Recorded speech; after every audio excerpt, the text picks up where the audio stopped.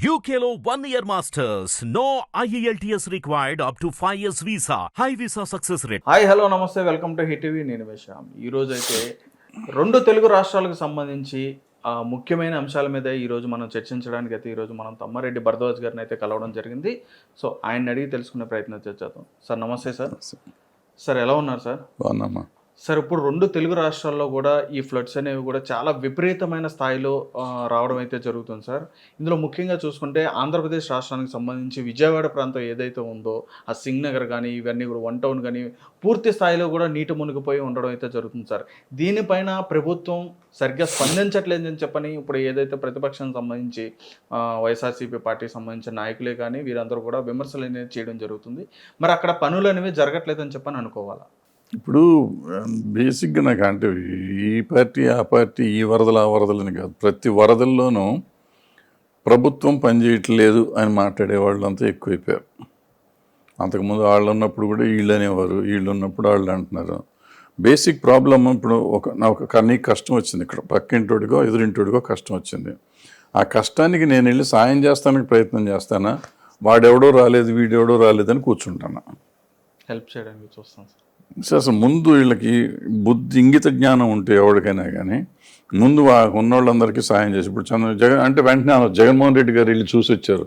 జగన్మోహన్ రెడ్డి గారు చూస్తే అవ్వదు. ఈవెన్ ప్రతి మనిషి అది తోటి మనిషికి సాయం చేస్తానికి ప్రయత్నం చేయాలి. వాళ్ళు ఎవరో పాపం మంచం మీద భోజనాలు పెట్టుకుని తీసుకెళ్ళి ఇస్తున్నారు కొంతమంది.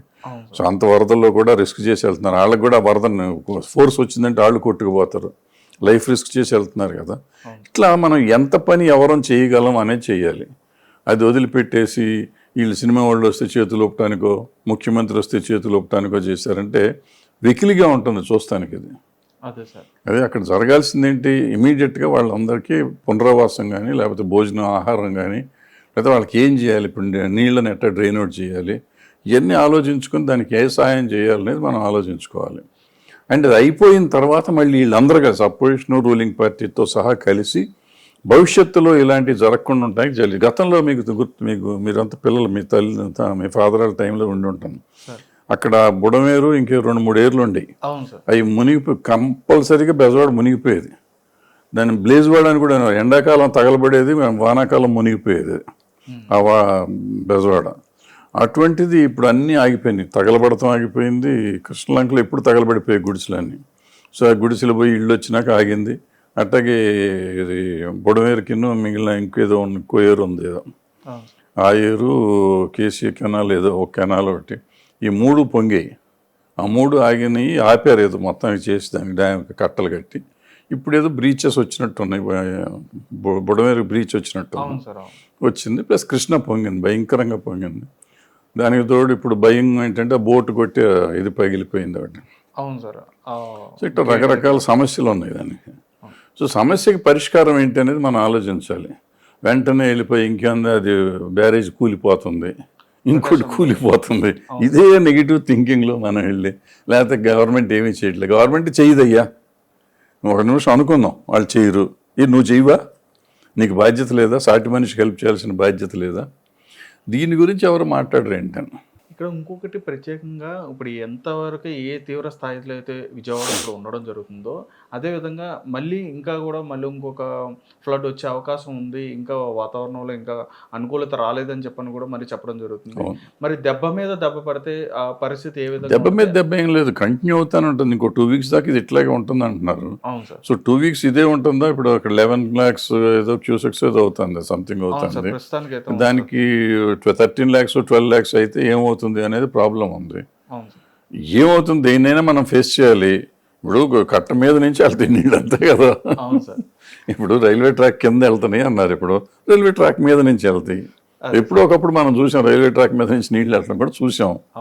సో సింపుల్ అంతే. ఏముంటుంది ఇప్పుడు ఏంటంటే ఇక్కడ మేజర్గా ఉన్న ప్రాబ్లము ఇక్కడ ఈ డ్యామేజ్ అయింది, బ్యారేజ్ ఒక చోట డ్యామేజ్ అయింది, ఒక పిల్లర్ డ్యామేజ్ కాబట్టి దానివల్ల ఏమన్నా రిపర్కేషన్స్ ఉంటాయా అనేది ఒక డౌట్.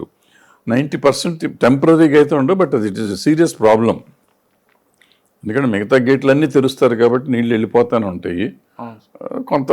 కొంతవరకు స్లో అవుతుంది కానీ వెళ్తాయి. 3 గేట్లు తప్ప మిగిలినవన్నీ ఓపెన్ చేస్తారు కాబట్టి. సో దాన్ని ఎట్లా ఏంటి అనేది చూసుకోవాలి. మిగిలినవన్నీ జరుగుతాయి. బట్ ఎప్పుడైతే ఈ వరదలు తగ్గుతాయి ఇమీడియట్గా గేట్లు రిపేర్ చేయకపోతే మాత్రం భవిష్యత్తులో బ్యారేజ్కి ఇబ్బంది ఉంటుంది. అవును సార్, అవును. అది కొంచెం ఇంజనీరింగ్ స్కిల్ కావాలి దాన్ని బాగు చేయడానికి. సార్ ఇక్కడ ఇంకొక విషయం ముఖ్యంగా మాట్లాడుకుంటే సోషల్ మీడియాలో చాలా అంటే చాలా వైరల్గా మారిన విషయం ఏంటంటే గత ప్రభుత్వంలో ఇటువంటి తీవ్రత ఎప్పుడు కూడా సంభవించలేదు. అదేవిధంగా చంద్రబాబు నాయుడు ప్రభుత్వం వచ్చినప్పుడు ఇటువంటి ఫ్లడ్స్ అనేవి రావడం కామన్ అని చెప్పన్నట్టుగా కూడా వైరల్ అవుతుంది సార్. దానిపైన మీ అభిప్రాయం అంటారు సార్? బుద్ధి లేని వాళ్ళు ఏమన్నా మాట్లాడతారు. అయ్యా ఇప్పుడు నమ్మకాలు ఏంటి నాకు అర్థం కాదు. చంద్రబాబు నాయుడు ఉంటే కరువు వస్తుంది, చంద్రబాబు నాయుడు ఉంటే వరదలు వస్తాయి, నువ్వు ఇప్పుడు ఏంటి? ఇప్పుడు మనకెందుకు ఓట్లు వేయలేదు అని ముందు ఆలోచించాలి.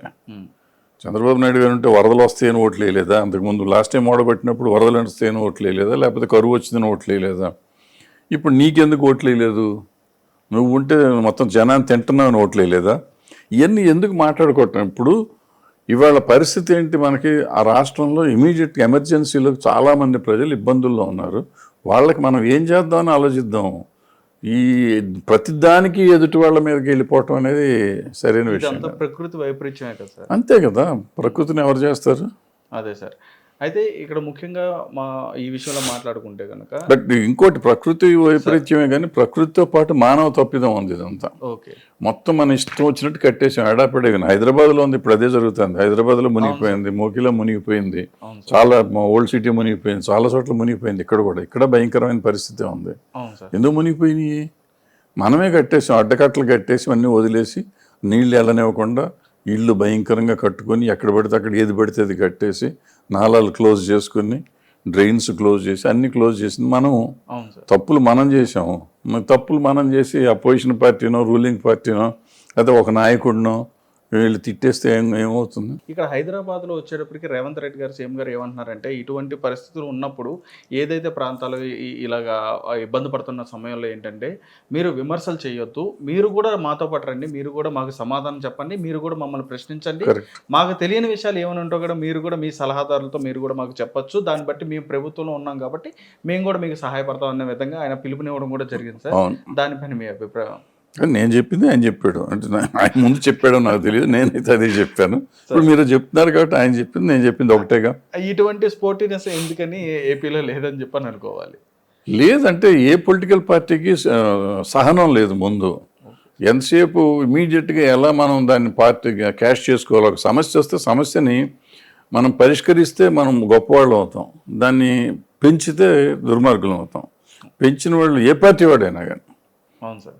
గతంలో వాళ్ళు ఉన్నప్పుడు వీళ్ళు అట్టగే చేశారు, వీళ్ళు ఉన్నప్పుడు వాళ్ళు అట్టగే చేస్తున్నారు. వీళ్ళకి ఎప్పుడు జ్ఞానం వస్తుందో మరి ఆ భగవంతుడికి తెలియాలి. భగవంతుడి జ్ఞానం ఇస్తే ఆ రాష్ట్రం బాగుపడుతుందని మనం.